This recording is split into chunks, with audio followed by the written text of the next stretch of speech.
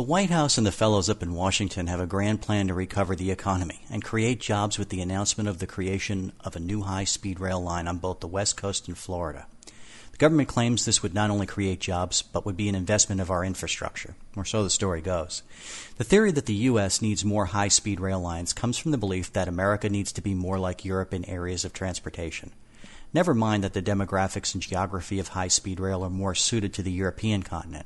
Our president and his advisors, who don't have a lick of business experience, seem to think that high-speed rail is a grand solution to our nation's problems. Well, some of the nation anyway. As everyone knows, Amtrak, the national rail passenger carrier, is losing money faster than a sailor on a New York weekend. In the last fiscal year, Amtrak lost over $1 billion in taxpayer money, despite serving almost 30 million passengers, and has broken ridership records for 6 years straight.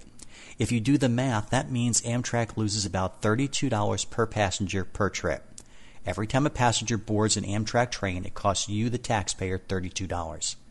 If a private company had a business model like that and continued to ask for investment money, they would have locked up the owners years ago for fraud. Amtrak and high-speed rail supporters will point out that Amtrak does indeed already run a high-speed line, the Acela Express, which runs from Boston to Washington, D.C., and yes, it turns a profit, but barely. In one of the busiest and most profitable corridor lines in the country, the Acela Express barely keeps its head above water in profits. Assuming, of course, you don't count in the hundreds of millions of dollars spent to upgrade all the lines so that Acela could run from Boston to Washington in a dazzling 7 hours. Put that train line anywhere else with lower ticket sales and it's a money loser. By the way, the ticket price on the Acela is about $150 to $200 for a one-way run, which is slightly higher and about twice the time of the most common way to travel the same distance, by airplane.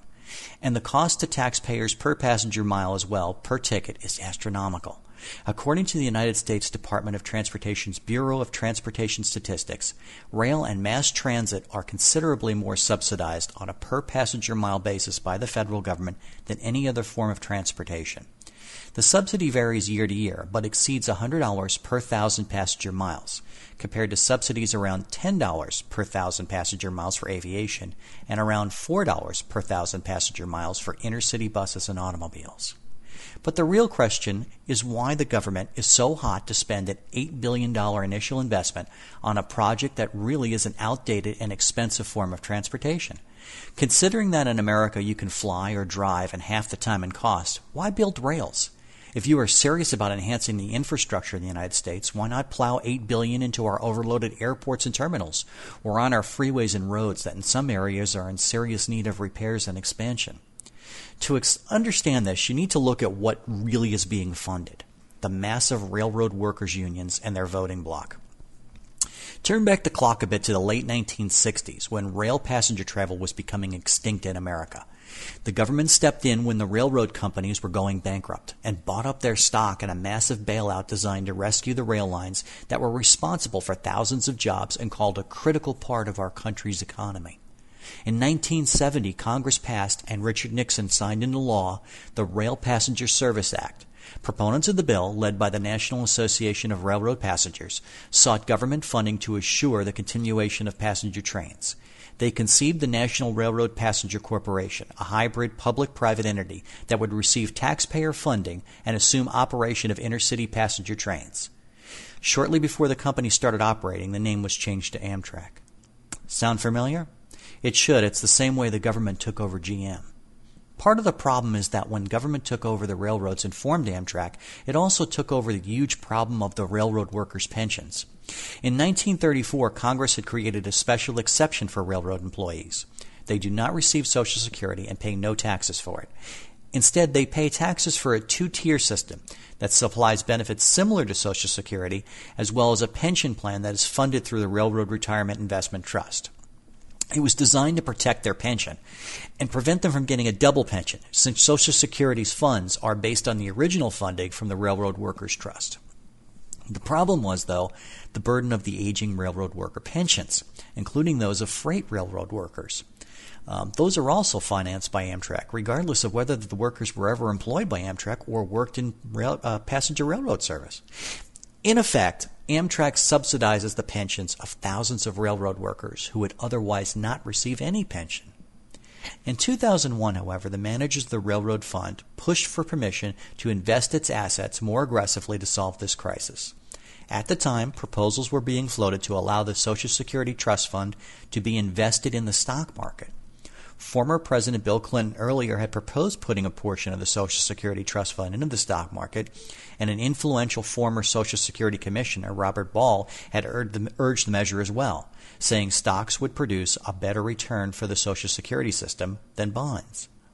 While Congress never approved Social Security funds into the market, it did make a bipartisan decision to allow the Railroad Retirement Program Trust Fund to be put into stocks and other investments, provided that Amtrak agreed to make up for any shortfall.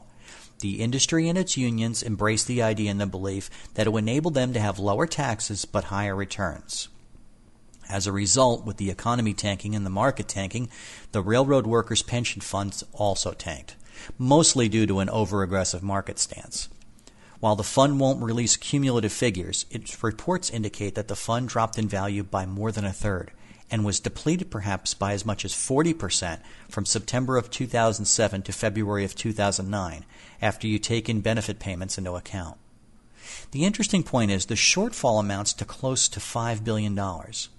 With Congress authorizing $8 billion in a new high-speed rail line, it's a pretty good bet that a chunk of that money is going to fund those now empty pension coffers, since Amtrak is on the hook to make up those losses per the 2001 agreement.